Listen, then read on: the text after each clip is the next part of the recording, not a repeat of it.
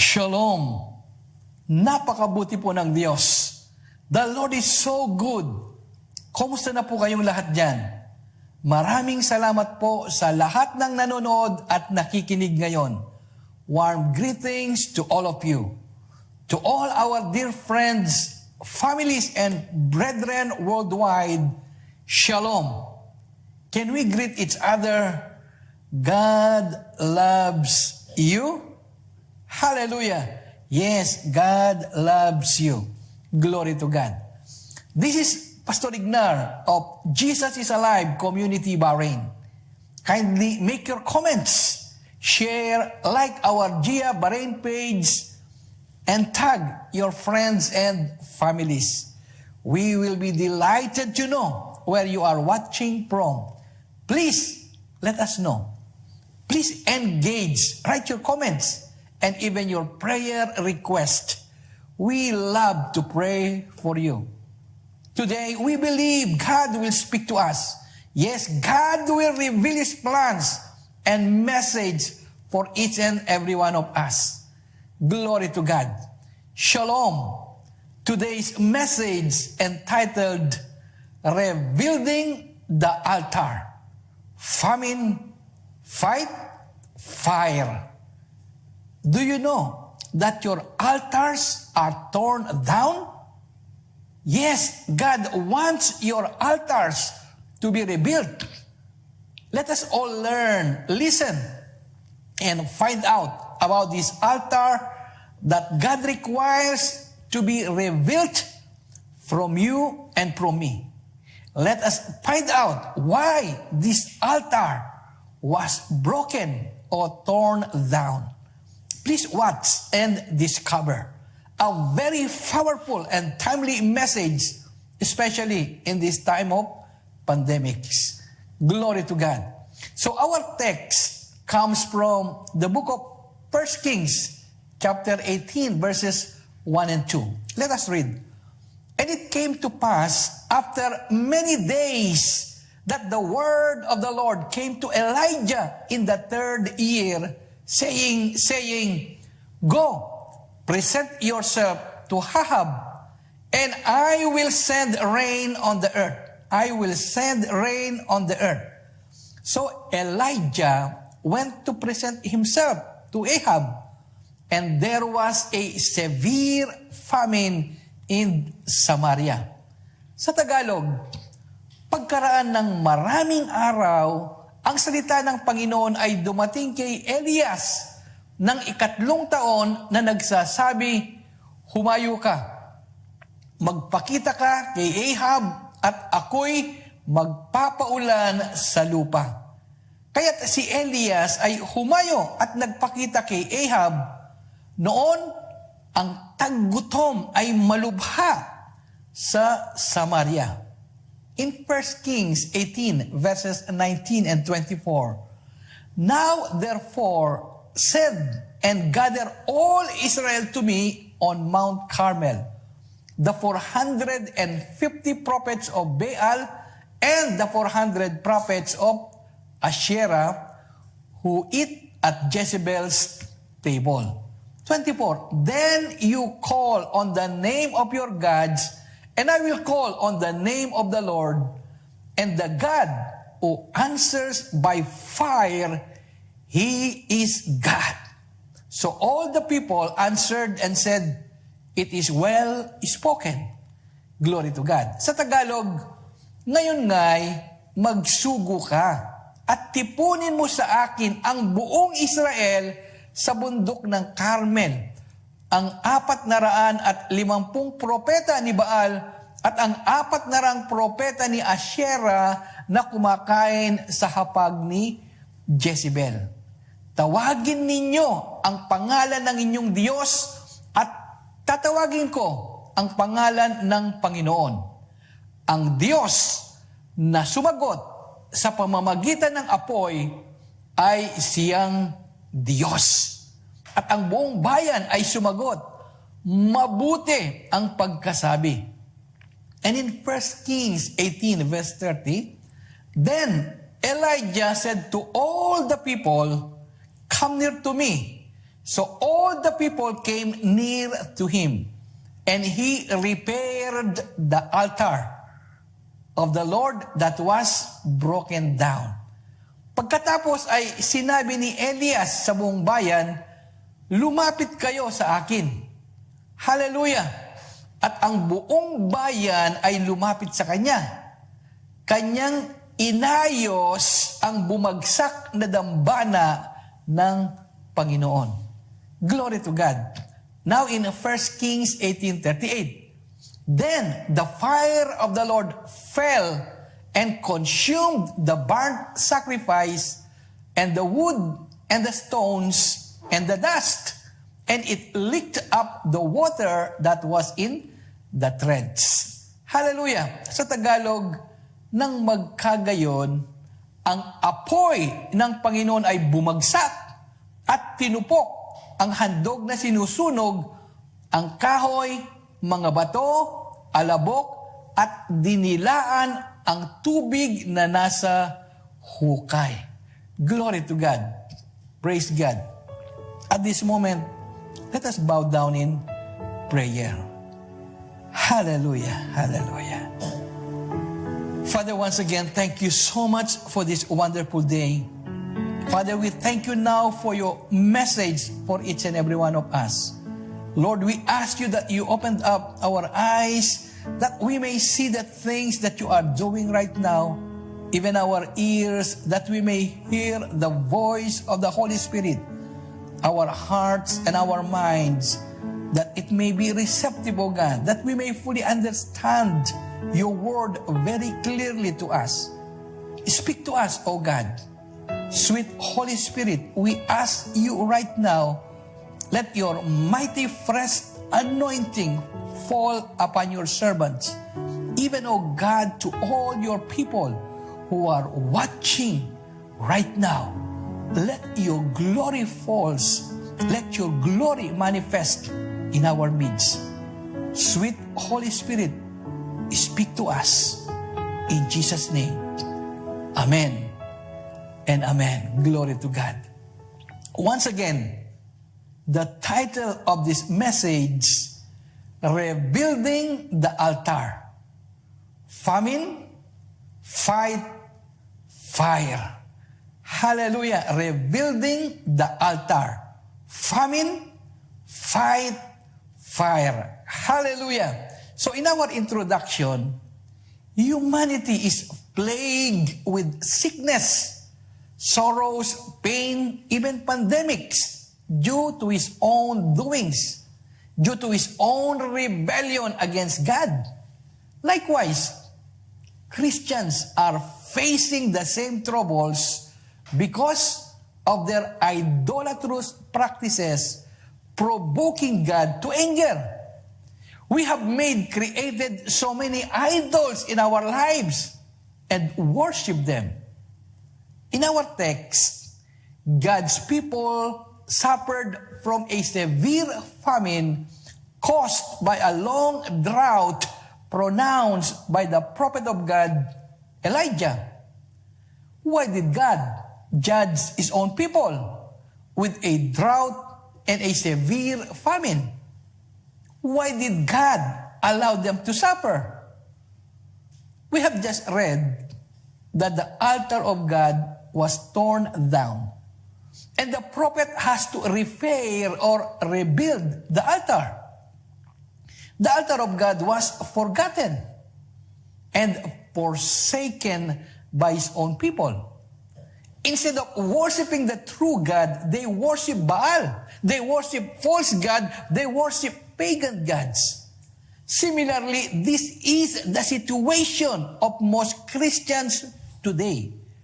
They have created so many various idols in their hearts in these modern days and worship them. Idolatry is worshiping other things besides the one true God. Idolatry is making a good thing the ultimate thing. Idols are the one we make every day in our lives. prioritizing them more than God Himself. We are commanded to put away idolatry in our lives. In Colossians chapter 3, verse 5, let us read, "Put to death, therefore, whatever belongs to your earthly nature, sexual immorality, impurity, lust, evil desires, and greed, which is idolatry." Hallelujah. Now, the question is, are Christians guilty of idolatry today?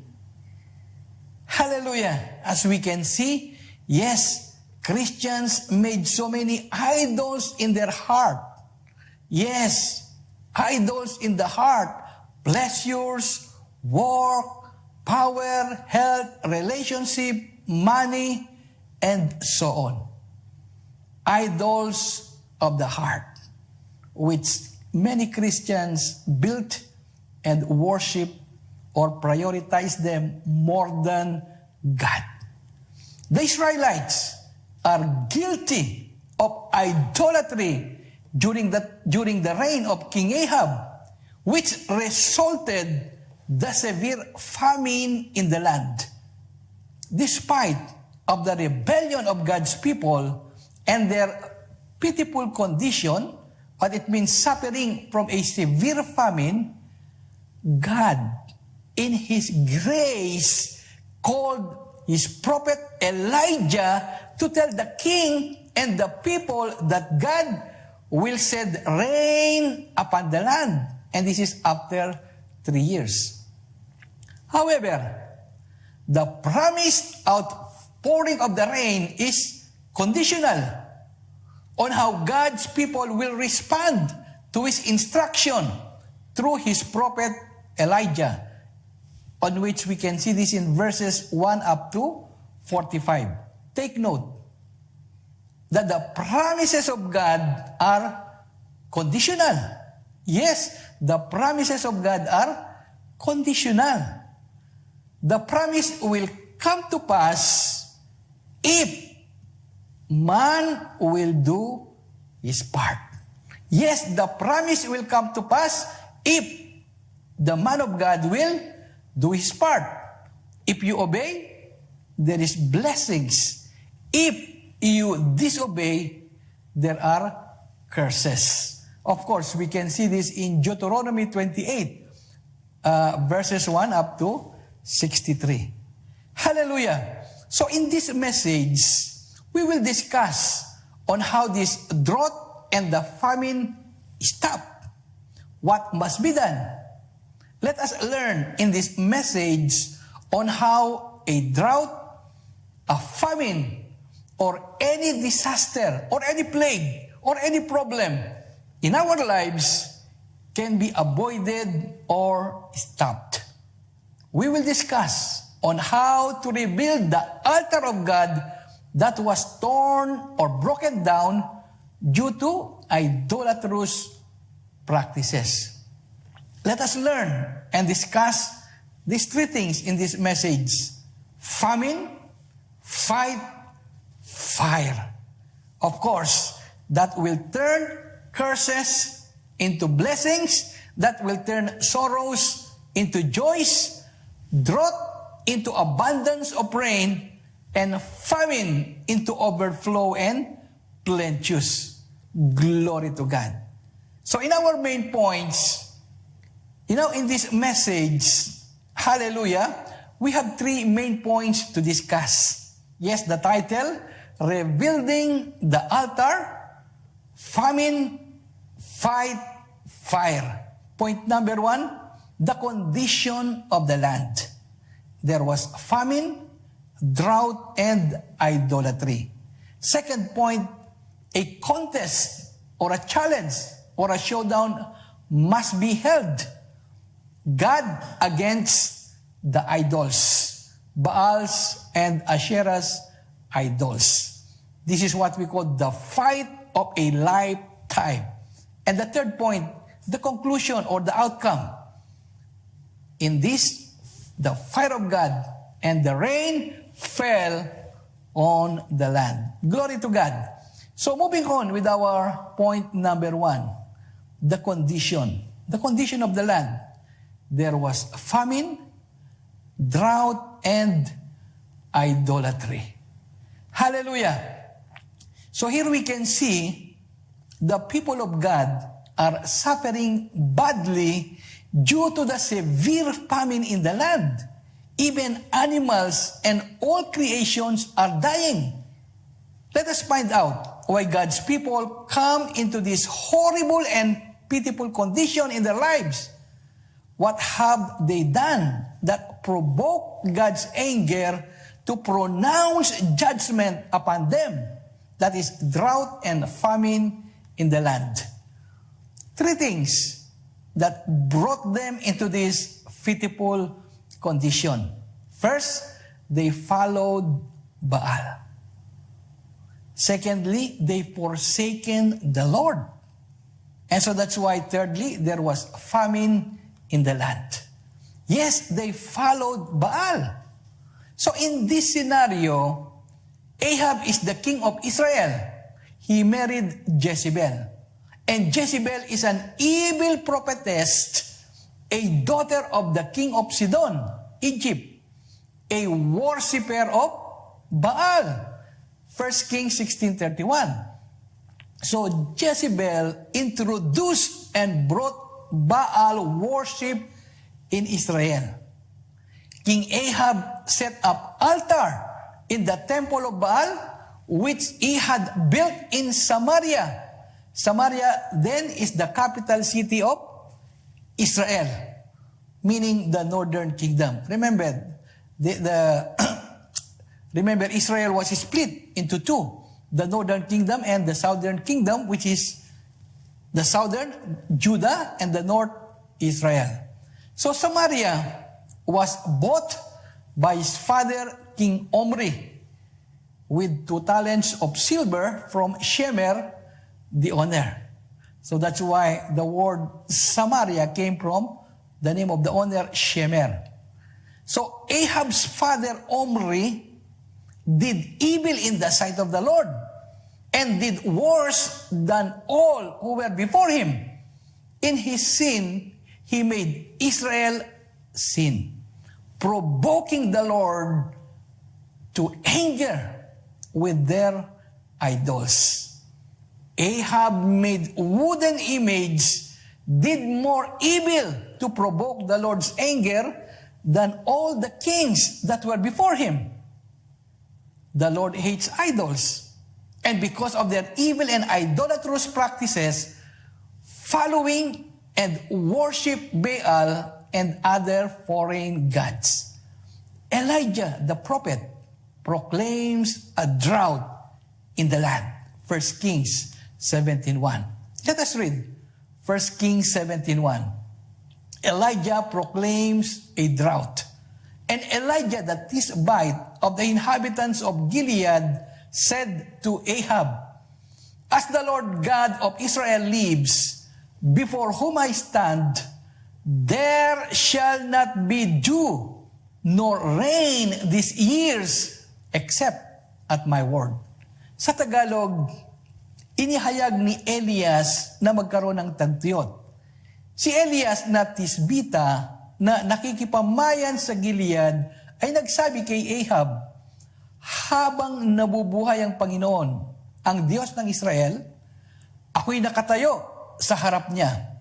Hindi magkakaroon ng hamog o ulan man sa mga taong ito, maliban sa pamamagitan ng aking salita." Hallelujah! So God hates idol worshippers.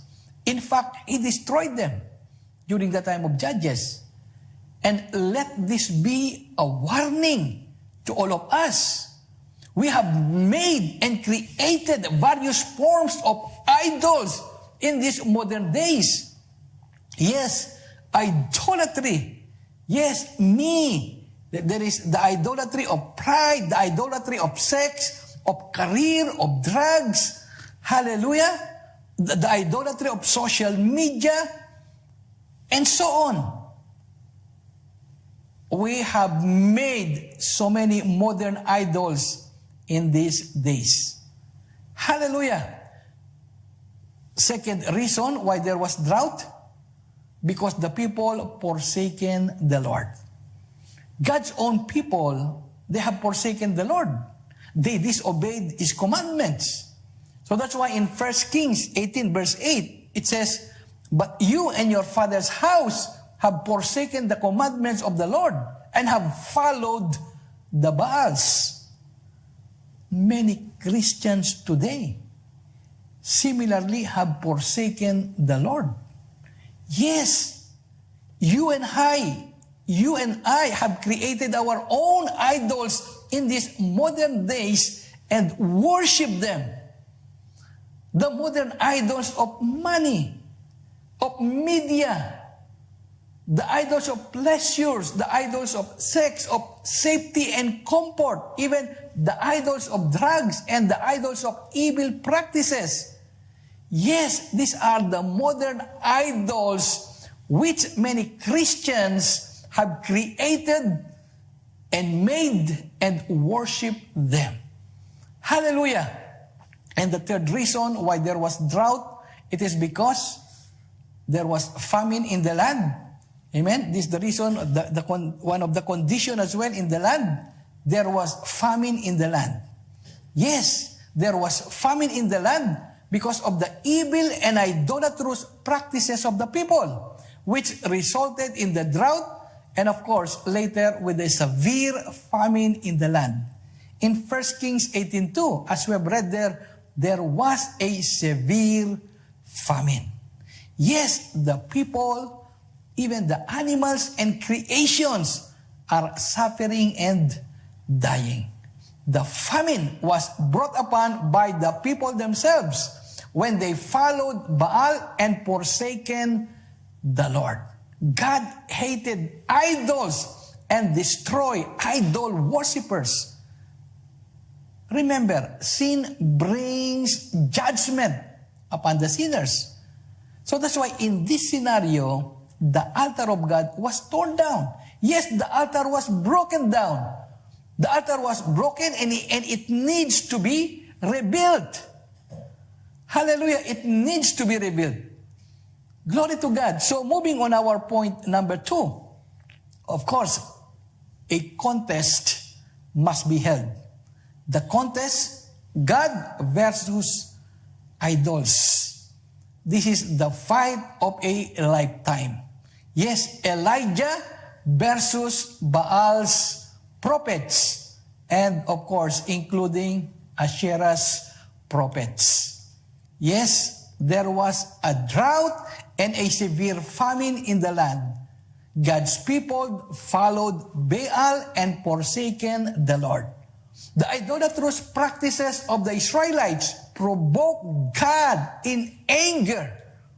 And despite of their rebellion, God's mercy and grace was still upon them. God called Elijah to tell Ahab that God will send rain upon the land. Verse 2. Yes, the promised outpouring of the rain shall be decided by the contest between Elijah and Baal's prophet. Yes, the contest in 1 Kings 18:24, the God who answers by fire, He is God. Yes, the God who answers by fire, He is God. Glory to God. So the contest shall be fought between the prophet of God, Elijah, against the false prophets of Baal and Asherah. The fight, one man against 850. The destiny of God's people will be decided through this contest. Yes, it is a fight of a lifetime. Hallelujah. So let us see the following relevant points regarding this contest. Yes, the people were challenged. Secondly, prophets of Baal offered their sacrifices. And thirdly, Prophet Elijah repaired the broken altar of God and offered sacrifices. Elijah instructed King Ahab to send and gather all the people at Mount Carmel, including the 450 prophets of Baal and the 400 prophets of Asherah. This contest will be attended by probably millions who are gathering to witness this great epic battle at Mount Carmel. Let us read 1 Kings 18:19. Hallelujah. 1 Kings 18:19. Now, therefore, send and gather all Israel to me on Mount Carmel. Hallelujah. This is Elijah talking to King Ahab. Amen. Send and gather all Israel to me on Mount Carmel, the 450 prophets of Baal and the 400 prophets of Asherah who eat at Jezebel's table. Glory to God. So sa Tagalog, ngayon nga, magsugo ka at tipunin mo sa akin ang buong Israel sa bundok ng Carmel, ang 450 propeta ni Baal at ang 400 propeta ni Asherah na kumakain sa hapag ni Jezebel. Yes, the people and the false prophets were challenged. Yes, the people and the false prophets were challenged. And the challenge is the God who answers by fire.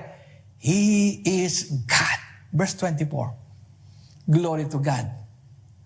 Elijah approached the people and asked them, how long are you going to decide among yourselves who is the true God, the Lord God Almighty or Baal? The prophet of God challenged the people. Hallelujah. Let us read 1 Kings 18:21. Hallelujah. And Elijah came to all the people and said, how long will you falter between two opinions? If the Lord is God, followed him. But if Baal, followed him. But the people answered him not a word. Sa Tagalog, si Elias ay lumapit sa buong bayan at nagsabi, hanggang kailan kayo magpatalon-talon sa dalawang magkaibang kuro-kuro? Kung ang Panginoon ay Diyos, sumunod kayo sa Kanya. Ngunit kung si Baal, sa Kanya kayo sumunod. At ang bayan ay hindi sumagot sa Kanya kahit isang salita.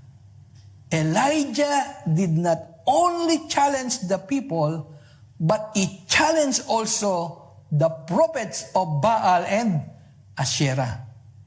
The people of Israel were challenged to decide. If the Lord is God, followed Him. And if Baal, followed Him. Follow Him. Hanggang kailan kayo magpatalon-talon sa dalawang magkaibang kuro-kuro? Hanggang kailan kayo magdesisyon? Hallelujah! Similarly, this question reverberates 4,000 years ago and is still the same question for us today. The same question God is questioning us or asking us today. When are you going to decide? When are you joining in the ministry of God? When are you going to share the gospel? When are you joining the Bible study? When are you going to prioritize to watch and join the online worship services regularly?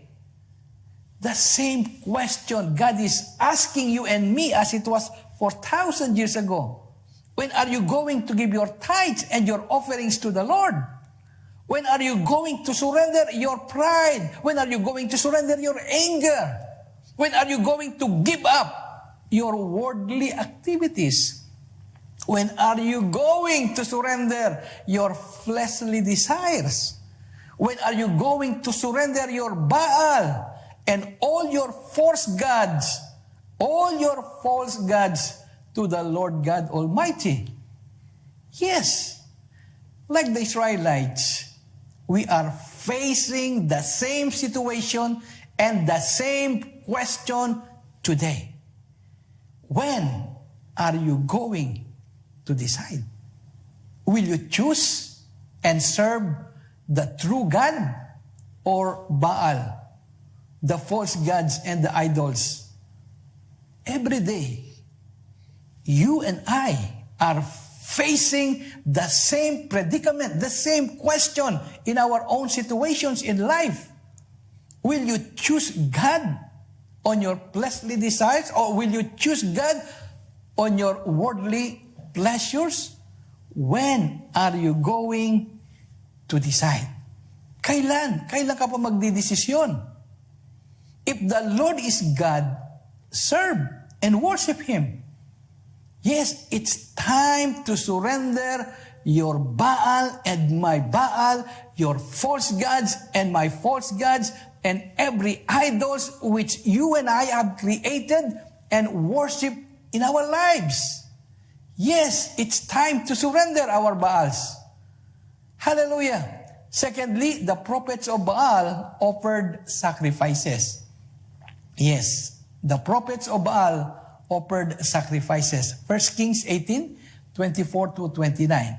So Elijah challenged the 450 prophets of Baal and the 400 prophets of Asherah for a contest. The God who answers by fire, He is God. All the people agreed with the challenge and said, "It is well spoken." Hallelujah. So in 1 Kings 18:24-29, the prophets of Baal took the wool offering and set it on the altar. They called their God, of course, their God Baal, from morning till afternoon until evening. They keep calling and calling and calling. They leaped, they cried out, they cut themselves with knives until blood gushed out on them.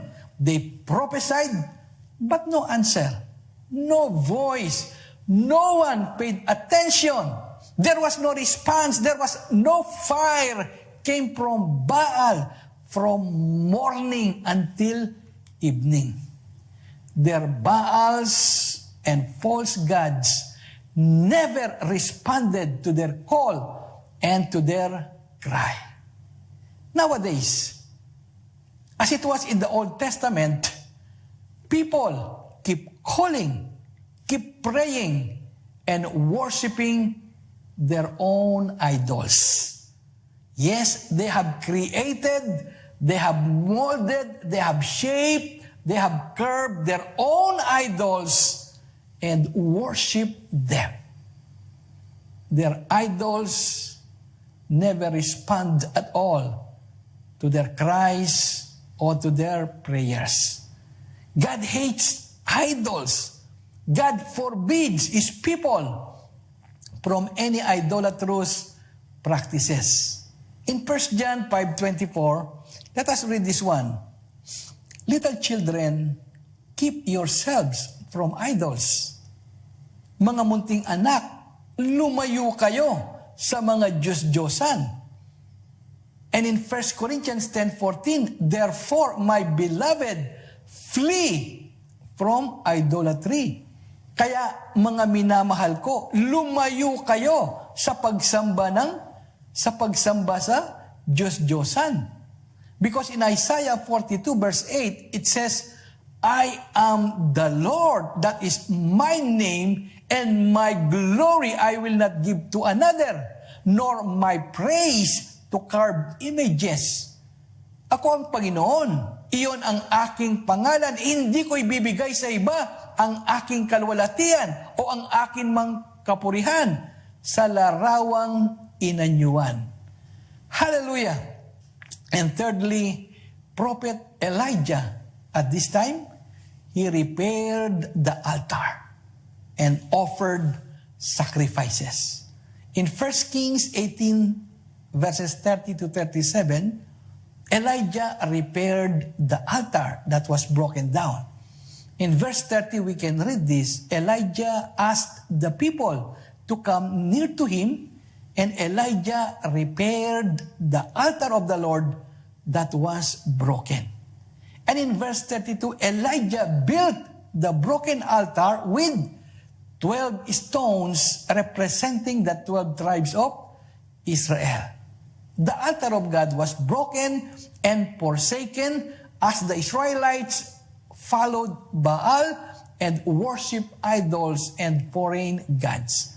In our days, likewise, our altars have been torn down. Yes, our altars have been torn down. Why? Due to idolatrous practices. Many Christians have forgotten, they have forsaken the true worship of the true God and followed lustful and worldly idols. The broken altar in our lives must be repaired and must be rebuilt for God. Yes, rebuild and repair the broken altar. Hallelujah! And then, afterwards, Elijah presented the sacrifice. In verse 33, yes, Elijah prepared and set the wood, cut and placed the bull ready for the burnt sacrifice. The man of God prepared the sacrifice at the altar and make it ready to be burned and offer. Hallelujah! So, as our own altars are rebuilt and repaired, let us also likewise prepare our offerings, prepare our sacrifices as an acceptable and pleasing sacrifice of worship unto the Lord. Hallelujah! In Romans 12:1, hallelujah, we are commanded by God to offer our living sacrifices to Him. Hallelujah! So let us read Romans 12:1. Living sacrifices to God. I beseech you therefore, brethren, by the mercies of God, that you present your bodies a living sacrifice. Yes, a living sacrifice, wholly acceptable to God, which is your reasonable service. Yeah. Afterwards, Elijah prayed at the altar. Yes. Prayer at the altar. In verses 36 to 37, Elijah offered prayers unto the Lord. There are 4 things that you and I should know and understand on this prayer. The first thing, to let the people know that the God Elijah served is the Lord God of Israel. Secondly, on this prayer at the altar, that Elijah is God's servant. And thirdly, that the contest is God's instruction to him. And finally, that God has turned their hearts back to him. Let us read actually itong 1 Kings 18:36 to 37. Let us read this one. Elijah the prophet came near and said, Lord God of Abraham, Isaac, and Israel, let it be known this day that you are God in Israel, and I am your servant, and that I have done all these things at your word. 37, hear me, O Lord, hear me, that these people may know that you are the Lord God, and that you have turned their hearts back to you again. Hallelujah. So, in this contest, the true God versus Baal and false gods, the people of God were challenged to choose whom to serve, God or Baal. Baal, of course, never responded to the call and the cry of his prophets. Whereas Elijah, as he repaired and rebuilt the broken altar, he offered sacrifices and prayers were made in behalf of God's idolatrous people. So, what would be the outcome? The final outcome of this contest. Hallelujah! So, moving on with our last point. The conclusion of this outcome. Yes, there was fire and the rain fell. Hallelujah. Fire of God, and the rain fell. And the rain fell. Hallelujah. So the contest, the fight of a lifetime has taken place. Yes, this is the fight of the lifetime has taken place. It means the future and the destiny of God's people are at stake at this very moment. The battle between good and evil, between God against Baal's false gods is being fought. Hallelujah. Yes, the battle between good and evil is being fought on a daily basis in our lives. Yes, as it was in the days of the Old Testament, even so now, the battle between good and evil, between God and against false gods is being fought in our lives daily. The contest, the God who answers by fire, He is God. As we know, that the fire of God consumed the sacrifice. Elijah's prayer was answered in 1 Kings 18:38. The fire of God fell and consumed the sacrifice, the bull, the wood, the stone, and the dust and the water.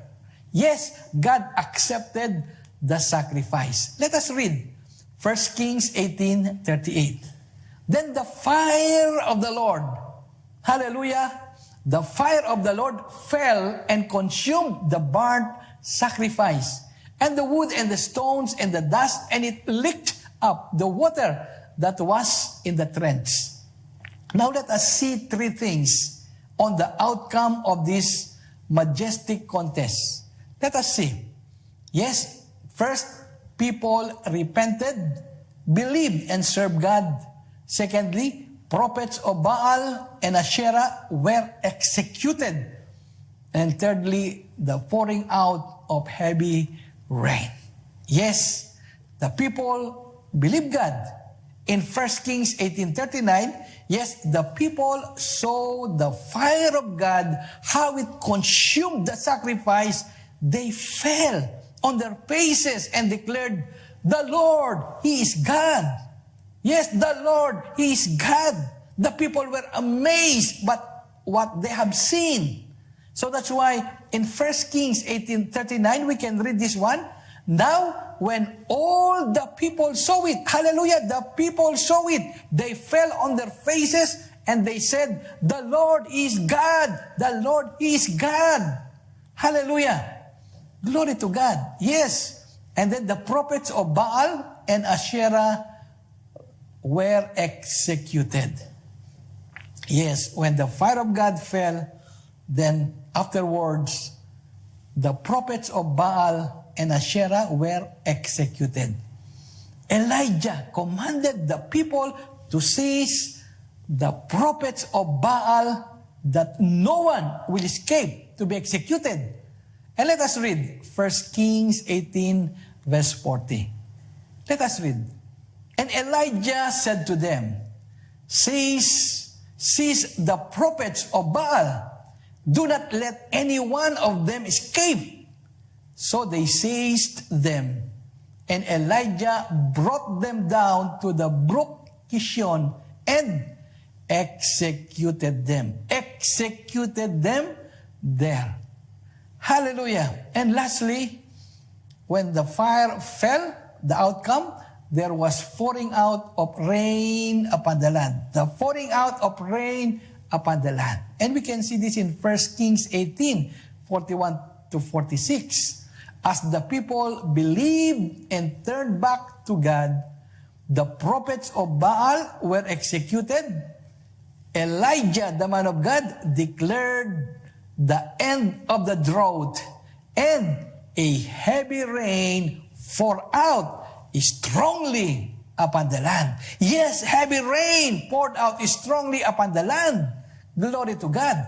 So the contest at Mount Carmel ended at astonishing victory for God's people.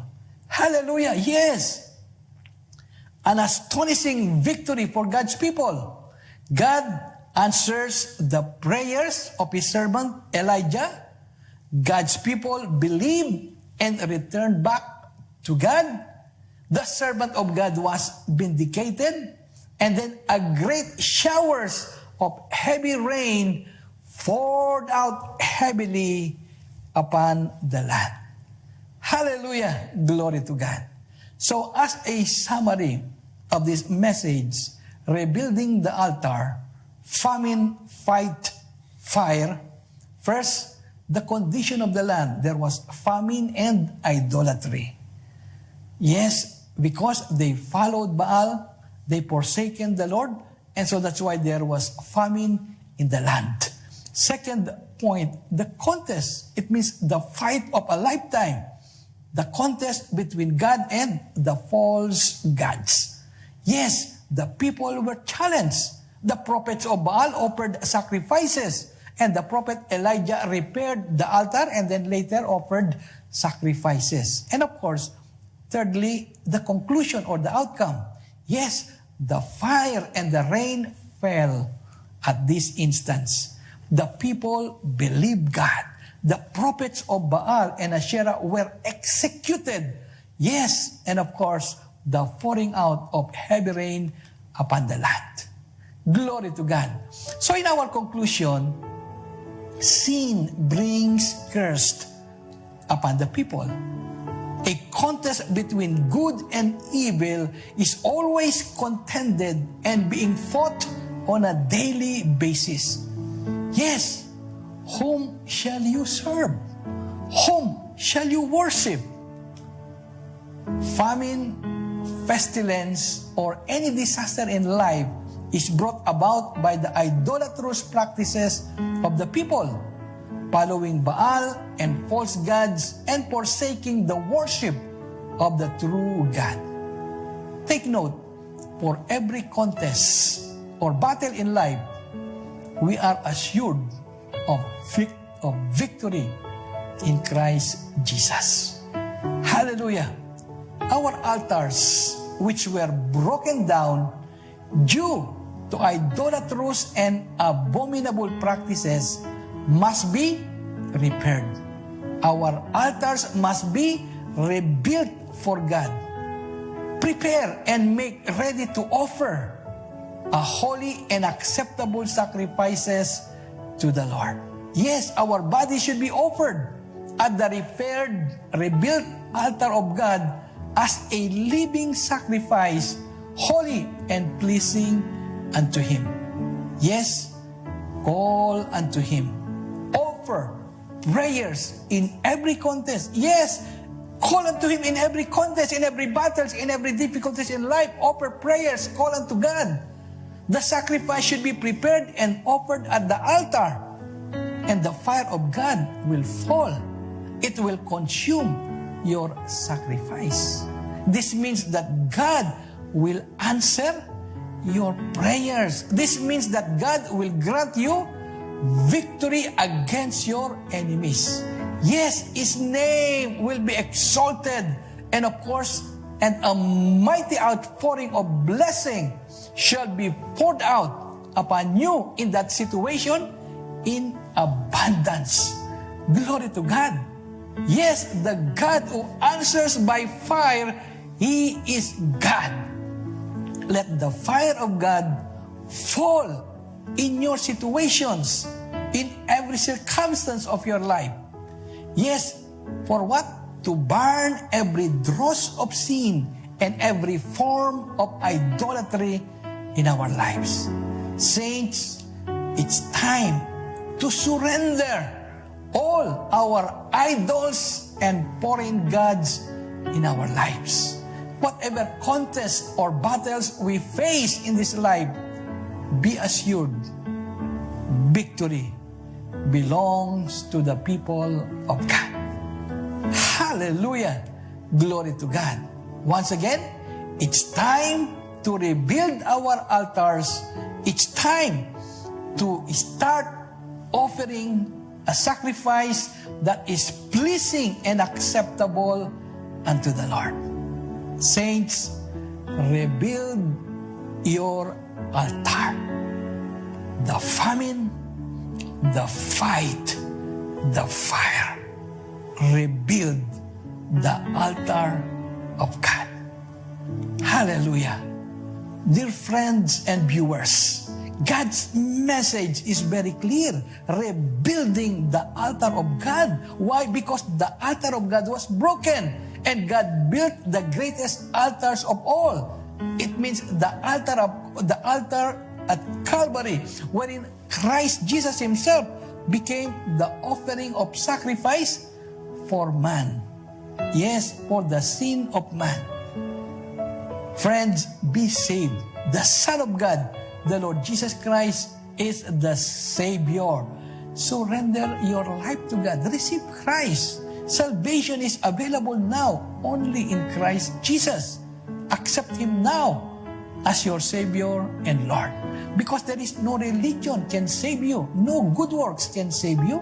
Only Jesus, the one who died, can save man from his sin. Friends, I want to lead you to this short and simple prayer of acceptance. Yes, receive Jesus Christ now. Can we pray together? Let's pray. Heavenly Father, I thank you for your great love for me. I admit that I am a sinner and needs a Savior. I confess all my sins and all my wickedness to you. Please forgive me. I surrender my life. I believe on what the Lord Jesus Christ has done at the cross of Calvary. He died, He was buried, and resurrected from the dead. I accept you now, Jesus, as my Lord and my Savior. Please write my name on the book of life. Yes, in the book of life. Thank you for the eternal life. This I pray in Jesus' name. Amen. Amen. Glory to God. Praise God for that wonderful soul. At this time, let us have our closing prayer. Can we pray? Father, once again, thank you so much for your amazing, relentless, and marvelous love for all of us. Forgive us for following Baals, for following false gods and idols in our lives. Let your mercy be upon us, O God. Yes, we have forsaken you and failed to give you the true worship you deserve. O God, give us the grace to rebuild the altars in our hearts, rebuild the altars in our homes, rebuild the altars in our church, and even in our community. Let our lives be offered, O God, as a living sacrifice on the altars which were revealed for God as a pleasing, holy, and acceptable worship unto you. Father, give us the grace as we forsake and surrender all our Baals, surrender all our false gods, surrender all our idols, and every idolatrous practices unto you. O God, may you find us faithful in doing God's work, preaching the gospel of the kingdom to all nations. May you find us faithful. May you find us fulfilling our ministry till Christ returns in glory. May we endure until the end. Loving Father, we declare your blessing. We declare your healing, your provisions, your power, your protection, even your fresh anointing, O God, upon us all. Thank you once again for your great love, your mercy, and the abundance of your grace. Father, this we pray in Jesus' name. Amen. Hallelujah. Glory to God.